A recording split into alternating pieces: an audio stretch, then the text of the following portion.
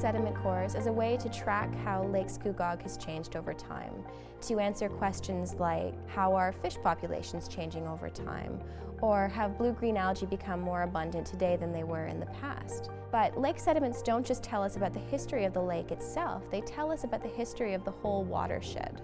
So I wanted to take a minute to show you some of the key events in the history of Scugog Township that have left their mark in the sediments of Lake Scugog.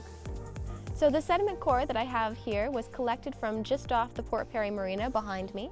So just around towards the bottom of the core at about here, there's a slight change in the color of the sediment. So it goes from being a lighter brown color to a darker brown color. I suspect if I were to take this back to my lab that this point here, this change in color, would correspond to the construction of the Lindsay Dam in 1834. So everything that's above this color change would include the entire history of Lake Scugog as we know it today.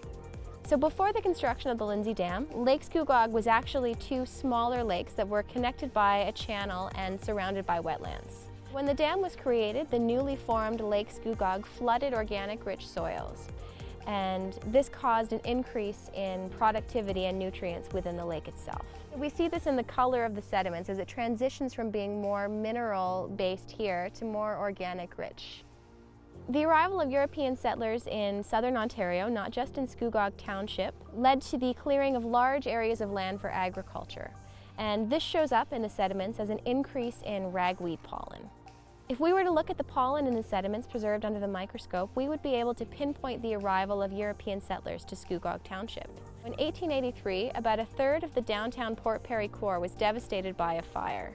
Within another year, fire wiped out almost the entire downtown core. So in the sediments, the fire would leave a mark as an increase in charcoal fragments. Although you wouldn't be able to see this with the naked eye, you'd need to look under a microscope to see it.